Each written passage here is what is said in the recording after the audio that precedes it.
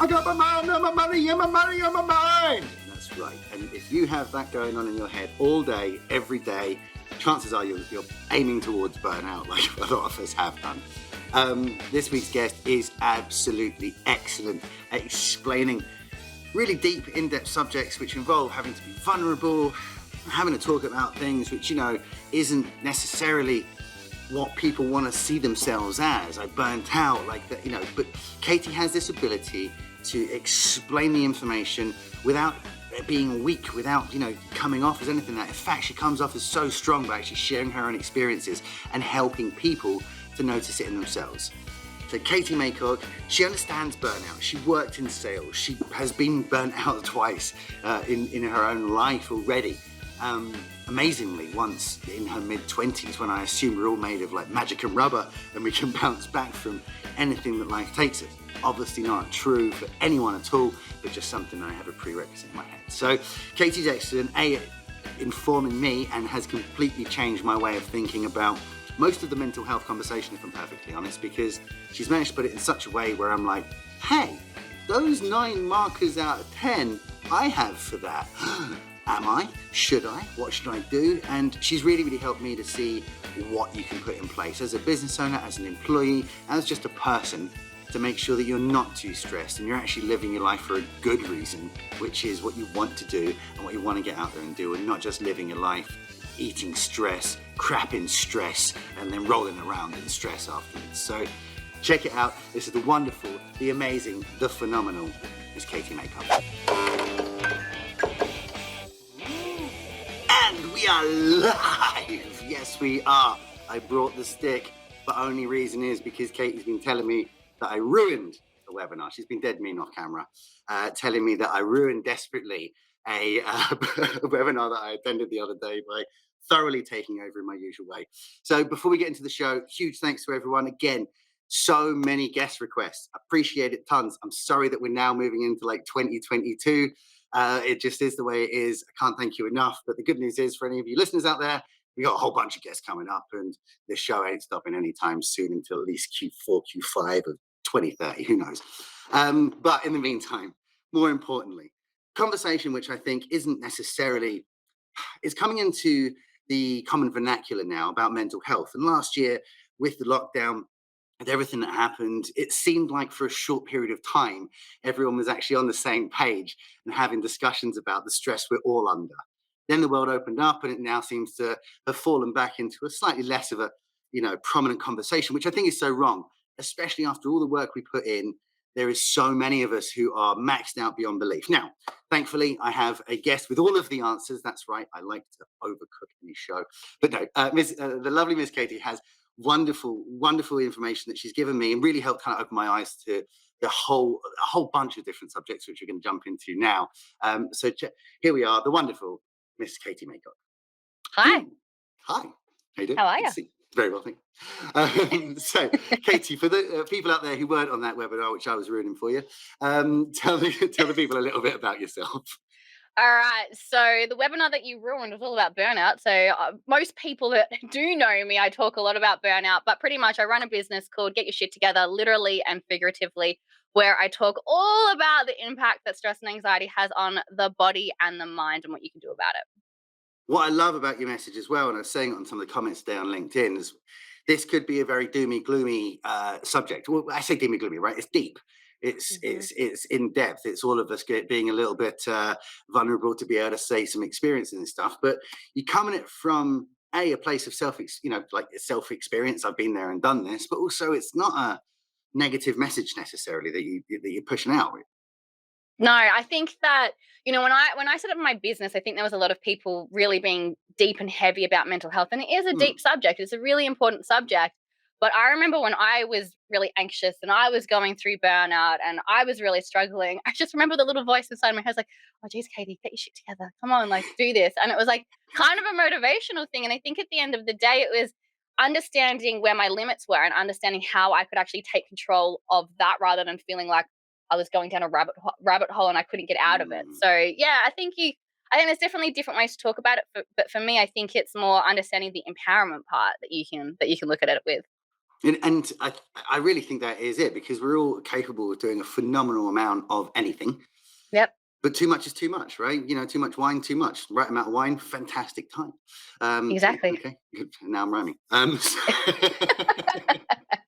But something we talked about, and the reason I joined that first webinar was this concept of, is there a burnout pandemic? And I have to admit, from talking to you, I think yes. I think it's incredibly aptly named. But what are your thoughts on it? What is this burnout pandemic that's happening?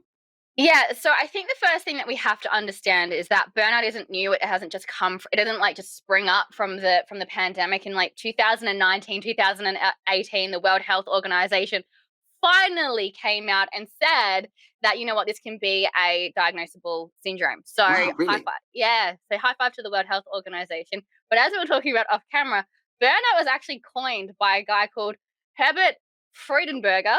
I'm pretty sure that's how you say his name. I thought it was a wicked name for one, but he coined it in the 1970s.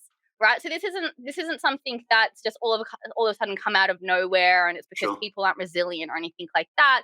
It's actually been around for some time, and I think that what happened was there was an actually huge issue before the pandemic hit. So if you actually looked at the studies that were coming out that Yeah. were talking about stress, so it was actually saying 79% of people in the UK were saying that they had workplace stress. 79%. That was before the pandemic hit. And then Wow. obviously when the pandemic hit, it kind of just put a spotlight on everything, because obviously stress did increase for a lot of people. People were furloughed, people got made redundant, and there was business owners having to do the furloughing and having to make people redundant, having to save jobs. There was Mm, financial issues. You're stuck inside a house with your family that you're not normally stuck in with. There's a whole bunch of other stress there as well. And you're absolutely right. There was a huge conversation piece around it during lockdown, which was, let's talk about our mental health. I'm here for mm, you. Let's talk about it. But what? Now everything's open. It's just magically gone away. No, we're still going to see the dredges of it. And I don't think it's over yet. And I actually personally think there's going to be a huge increase in burnout when after summer. So obviously summer is right. It's kind of hard to see right now. sure. But I also think anxiety is going to spike as well. I think we're going to see a huge pandemic of anxiety Mm. in the next couple of months. Well, and that anxiety is a precursor to hitting burnout, or one of the markers of being in the midst of burnout as well. So Yep. it's something to work, to certainly look out for it. I think you're right, because there's the people who weren't furloughed, who well, the people who were furloughed, it's huge stress. Am I ever going to work again? Is my job gone? I'm just sat at home. That is not good, to go from a million miles an hour to then just go and stay at home and everything will be all right. See you in a Well, month, it two also months, breeds 3 months. uncertainty, right? Like it also breeds uncertainty, and uncertainty breeds anxiety. So it's it's just a complete vicious cycle. And the thing I'm seeing a lot of almost, because I agree, I think there's going to be a huge spike in it. But what I'm seeing a lot of now that people are actually back into work is a lot of those people who were just holding on to the reins and fighting through it while there were no resources. They weren't furloughed, they worked the whole time. Those people, now there's a few more resources in, have come out, and now like, sweet. So I'm going to let go of this and I'm going to stop. Because actually, who knows how long ago I actually entered burnout, but I've just had to keep going.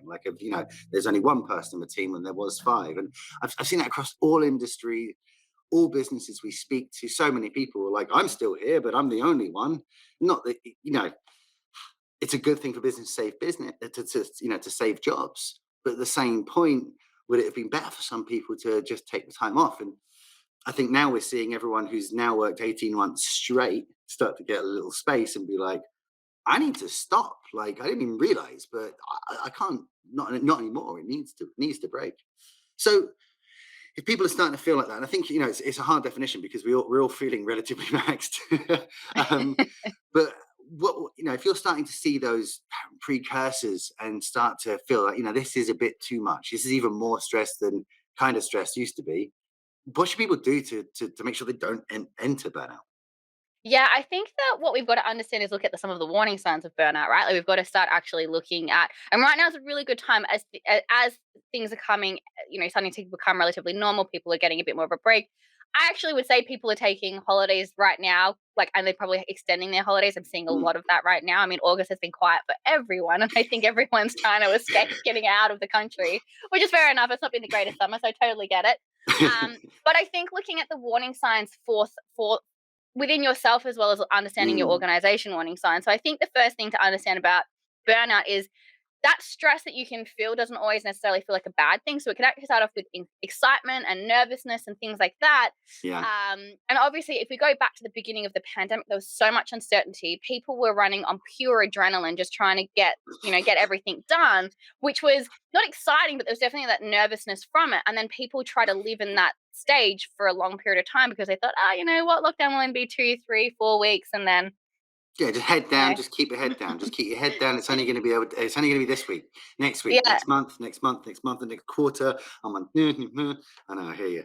Yeah, and I think that, really understanding how stress impacts the body is really important, because I think sometimes it's easier to forget about the mind element. I think that, we can actually kind of switch off from that. But when we actually start looking around and actually going, how am I physically feeling? Understanding, like, how am I sleeping right now? Like, that's a massive one. Understanding, how are you sleeping? Are you falling asleep? Are you waking up throughout the night? How are you waking up? Are you waking up refreshed? Are you waking up groggy? Are you waking up anxious? Like, all of these things, you have to understand, how am I actually feeling? And having the ability to self-reflect on yourself is super important, especially when we're looking at burnout and understanding what are some of the warning signs. So sleep is a big one. How are you physically feeling? Are you fatigued? Are you starting to feel aches and pains?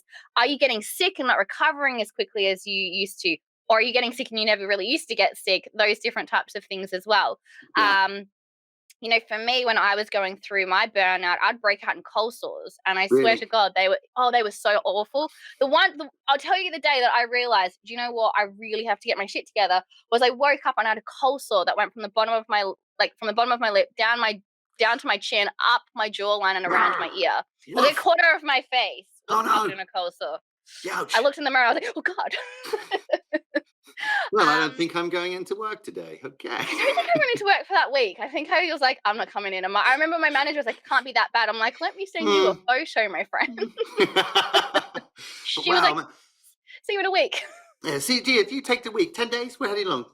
But imagine that, just imagine that there's so much stress and that going on, that the body is actually reacting. And I know that I get cold sores when I'm really run down and really, and it almost will be something when I'm feeling fine and be like, how comes this has happened? And then I'll catch a cold, then I'll find out I'm actually being quite sick or something. So to be getting that literally from the sheer volume of everything you're putting onto your mind, that your body's saying like, hey, how about I start breaking down? Well, your body will. I always say to people, your body will always give you warning signs before it really, really starts, going against you, as you might say. That's how I felt when I was in burnout. So understanding the little warning signs, like fatigue that's going on for too long, and a good night's sleep isn't really isn't helping you recover.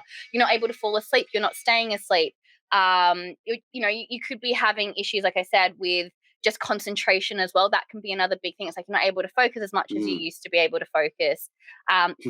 Obviously, health, your overall health, and also behavioral things, right? Maybe you've gone from being cool, calm, and collected to being really snappy and being quite, aggressive. Or maybe you're withdrawing. Maybe you've been somebody that's very, very bubbly, and all of a sudden you're starting to become a little bit withdrawn because people are annoying you. People that don't typically annoy you start annoying you. These are some of the warning signs that you've really, really got to understand before you can understand, well, what should I do and how should I turn back? How can I switch this around? And I think the first thing to do when you want to switch burnout is that self-reflection piece, is really get in tune with how you're feeling, actually what's going on. Am I actually feeling stressed out? A lot of people that I speak to is like, oh, I'm not stressed out. I'm not stressed out at all. Like, I'm fine. I only sleep 4 hours a night. It's fine. Like, it's good. I'm like, let's have a chat. Let's have a chat. What's going on? I know I said that on that webinar, but stop quoting me, man.